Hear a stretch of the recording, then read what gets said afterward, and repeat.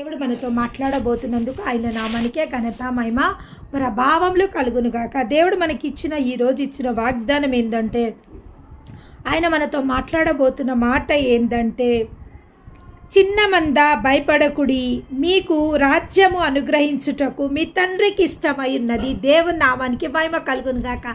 ఈరోజు ఎవరితో మాట్లాడుతుండు దేవుడు? మనతోనే. ఎందుకు మనతోనే ఎట్లా చెప్పగలుగుతాము? చిన్న మంద, అవును, చిన్న మందగా ఆయన సన్నిధిలో మనం ఈరోజు సిద్ధపరచబడ్డాం. చిన్న మంద, మీకు దేవుని రాజ్యము అనుగ్రహించుటకు దేవుని చిత్తమయ్యుంది. చిన్న మంద భయపడకుడి. అవును, ఎవరెవరు ఈరోజు ఏ విషయాలకు భయపడుతుండ్రో, ఏ విషయాలకు ఆందోళన పడుతుండ్రో, ఏ విషయాలకు కలవరపడుతుండ్రో, ప్రతి ఒక్కరితో మనందరితో దేవుడు మాట్లాడుతున్న మాట ఏంటంటే, చిన్న మంద భయపడకుడి, మీకు రాజ్యము అనుగ్రహించుటకు. దేవుని నామానికి మహిమ కలుగునాక. మనకేమి ఇవ్వబోతుండంట? దేవుడు రాజ్యమును అనుగ్రహించుటకు. ఏమని రాయబడింది లేఖనంలో? మొదట నీతిని ఆయన రాజ్యముని వెతుకుడి, సమస్తం మీకు అనుగ్రహింపబడుతుంది. అవును, సమస్తాన్ని దేవుడు మనకి ఇవ్వాలంటే మొట్టమొదటిగా మనం ఏం చేయాలా? ఆయన రాజ్యంని మనం వెతకాలి. ఆ రాజ్యముని ఆయన మనకు అనుగ్రహింపబోతున్నందుకు ఆయన నామానికే మహిమ కలుగునుగాక. చూడండి, దేవుడే ఆయన రాజ్యాన్ని మనకు అనుగ్రహించబోతుండే. ఆ రాజ్యంలో మనం చేయాల్సింది ఏంది అంటే, ఆ రాజ్యంలో మనం పని చేయవలసిన వాళ్ళమై ఉన్నాము. ఆయన రాజ్యముని మనం వెతకమన్నాడు. మొదట నా నీతిని, నా రాజ్యముని వెతుకుడి. వెతకమనే వాక్యం నుంచి ఆయన ఇంకా వెతకాల్సిన అవసరం లేదు.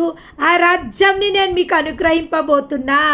ఇంకంతే, ఆ రాజ్యముని మీకు అనుగ్రహింపబడ్డది. ఆ రాజ్యము మనకు అనుగ్రహింపబడ్డది అంటే ఇంకా మనకు కావలసిన ప్రతి ఒక్క అవసరత తీర్చబడబోతుంది. సమస్తం మీకు అనుగ్రహిస్తా. ఎప్పుడైతే నా రాజ్యంని మీరు వెతుకుతారో సమస్తంని మీకు అనుగ్రహిస్తాను దేవుడు అన్నాడు. కానీ ఆ రాజ్యంని ఆయననే మనకిస్తుండు. అంటే ఆ రాజ్యంతో పాటు మనకి ఏమి ఇవ్వబోతుండు? సమస్తాన్ని మనకు అనుగ్రహించబోతుండు. దేవునికి మహిమ కలుగునుగాక. అవును, మనందరి దీవెనలు సమీపంగా ఉన్నాయి. ప్రతిరోజు ఏ విధంగా మన దీవెనలు సమీపంగా ఉన్నాయో, ఏ విధంగా దీవెనలని మనము రిజర్వ్ చేసుకోబోతున్నామో, ఏ విధంగా రిసీవ్ చేసుకోబోతున్నామో, ప్రతిరోజు దేవుడు మనతో మాట్లాడుతున్న ఆ వాగ్దానాలకై ఆయన నామానికే మహిమ కలుగునుగాక. ఇంకా ఆయన ఏమంటుండంటే, మీకు రాజ్యం అనుగ్రహించుటకు మీ తండ్రికి ఇష్టమై ఉన్నది. దేవుని నామానికి మహిమ కలుగునుగాక. ఇంకొక మంచి మాట, ఆ రాజ్యంని దేవుడు మనకు అనుగ్రహించబోతుండు. ఎందుకంటే ఆ దేవునికి ఆయన రాజ్యమును మనకు అనుగ్రహించుటకు ఆయనకి ఇష్టమై ఉందంట. ఇంతకన్నా గొప్ప మాట ఇంకేమన్నా ఉందా? ఆయననే స్వయంగా ఆయన రాజ్యముని మనకు అనుగ్రహించడానికి దేవుడికి ఇష్టమై ఉందంట. అంటే ఈరోజు ఆయన సన్నిధిలో మనము ఇష్టమైన బిడ్డలుగా, పరిశుద్ధమైన బిడ్డలుగా, ఆయన హృదయానుసారులుగా, ఆయనకు నచ్చిన బిడ్డలుగా, ఆయనకు మెచ్చిన బిడ్డలుగా మనం అందరం ఈరోజు ఉన్నందుకు దేవునికే మహిమ కలుగునుగాక. అవును, ఆ రాజ్యాన్ని వెతుకుమని అందరికేమంటుడు? మొదట నా నీతిని, నా రాజ్యంని వెతుకుడి, సమస్తం మీకు అనుగ్రహిస్తా అని ముందు వచనాలలో ఉంది ఆ మాట. 25లో ఆ మాట ఉంది. దేవుడు వాటిని 31వ వచనంలో ఉంది, మీరైతే ఆయన రాజ్యముని వెతుకుడి, దానితో కూడా ఇవి మీకు అనుగ్రహింప. 31వ వచనంలో ఏమనుంది? మీరు దేవుని రాజ్యముని వెతుకుతే అవన్నీ మీకు అనుగ్రహింపబడతాయి. ఇంకా మీరు ఏవైతే కోరుతుండ్రో అవన్నీ మీకు అనుగ్రహింపబడుతుంది. కానీ దేవుడు ఈరోజు మనము వెతకాల్సిన అవసరం లేదు, మనం కలవరపడాల్సిన అవసరం లేదు, మనం ప్రయాసపడాల్సిన అవసరం లేదు. మన ప్రయాసము దేవుని యందు సఫలపరచబడ్డది. దేవుని నామానికి మహిమ కలుగునుగాక. ఇక్కడ దేవుడు ఏమంటుండంటే, మీరైతే ఆయన రాజ్యముని వెతుకుడి, దానితో కూడా ఇవన్నీ మీకు అనుగ్రహింపబడును. అవును, మీరైతే దేవుని రాజ్యంని వెతుకుతే ఇవన్నీ మీకు అనుగ్రహింపబడతాయి అని రాసినాక ఈరోజు మనతో దేవుడు ఏమంటున్నాడు? చిన్న మంద భయపడకుడి, మీకు రాజ్యం అనుగ్రహించుటకు మీ తండ్రికి ఇష్టమై ఉన్నది. మీ తండ్రికి ఇష్టమై ఉన్నది. అవును, ఆ దేవుడు మనం ప్రయాసపడాల్సిన అవసరం లేకుండా ఆయన రాజ్యంని మన మధ్యలో తీసుకొచ్చి పెట్టినందుకు. ఏంది ఆయన రాజ్యం అంటే ఏంది? ఆయన రాజ్యంని వెతుకుమంటుడు కదా. ఆయన రాజ్యం అంటే ఏంది? ఆయన దై షల్ ద కింగ్డమ్ కమ్, నీ రాజ్యము మాకొచ్చునుగాక. పరలోక ప్రార్థనలో ఏమని రాయబడి ఉంటుంది?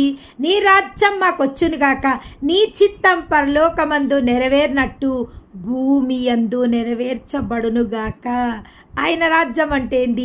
ఆయన రాజ్యంలో వ్యాధి లేదు, ఆయన రాజ్యంలో దరిద్రత లేదు, ఆయన రాజ్యంలో నాశనం లేదు, ఆయన రాజ్యంలో కీడు లేదు, ఆయన రాజ్యంలో ఉపద్రవం లేదు, ఆయన రాజ్యంలో కన్నీళ్లు లేవు, ఆయన రాజ్యంలో దుఃఖం లేదు, ఆయన రాజ్యంలో నిట్టూర్పులు లేవు, ఆయన రాజ్యంలో మోసం లేదు, ఆయన రాజ్యంలో దగ లేదు, ఆయన రాజ్యంలో నాశనం లేదు.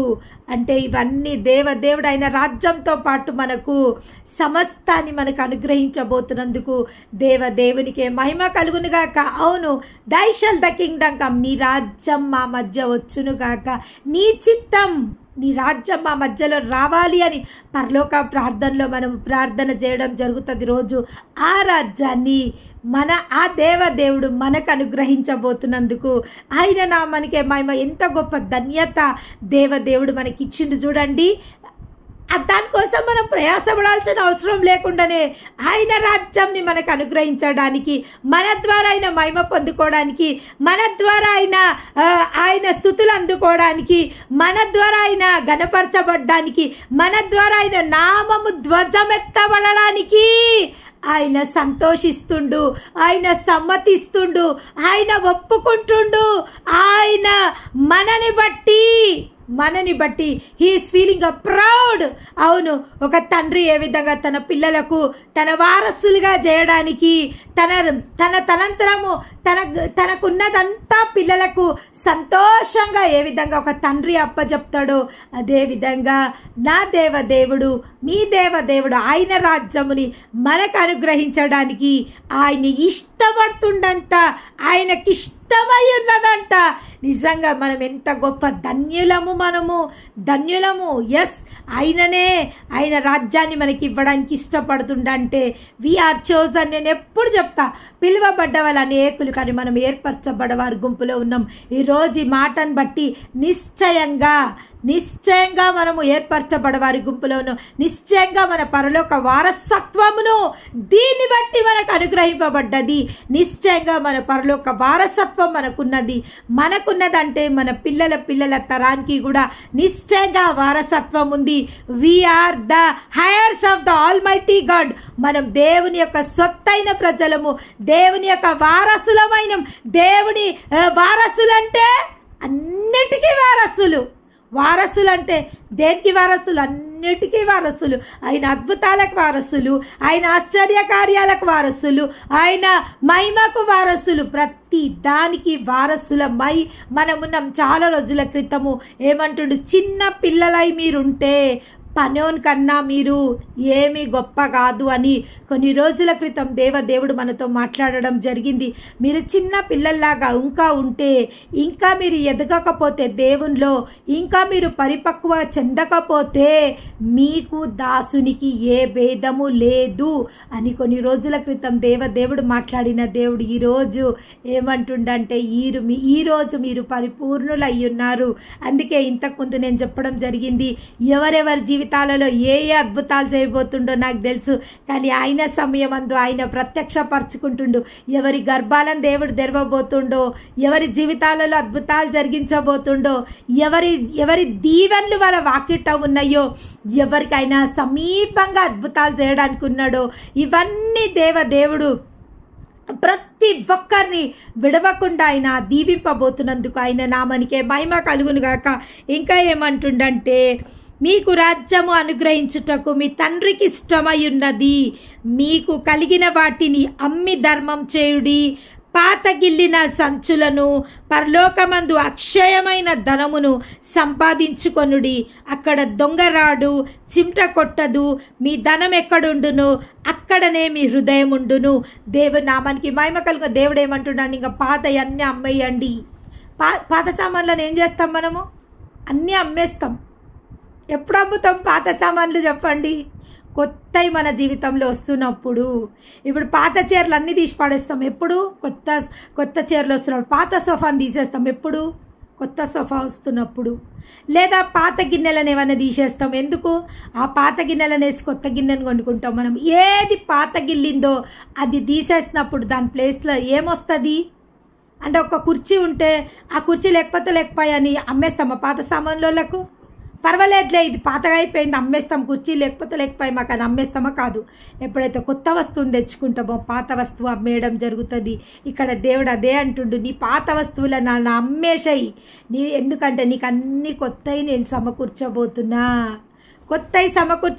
నీ పాత అన్న అమ్మేశాయి. నీ పాత ఏమేమి ఉన్నాయో, నీ పాత వస్తువులా, నీ పాత జ్ఞాపకాలా, నీ పాత బాధలా, నీ పాత వేదనలా ఏమున్నాయో పాతయి ఏమంటుండంటే, మీకు కలిగిన వాటిని అమ్మి ధర్మము చేయుడి.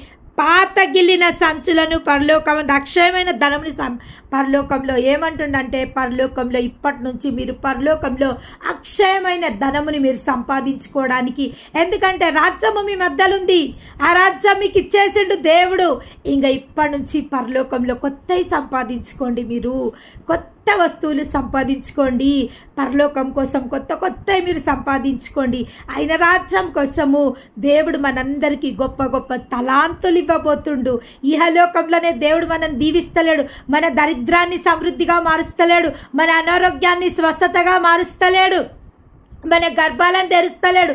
కానీ పరలోకంలో కూడా అక్షయమైన ఈ పరలోకంలో మనని పరలోక రాజ్యంలో కూడా అనేక వస్తువులని దేవుడు సమకూరుస్తుండు. దేవుడు మనని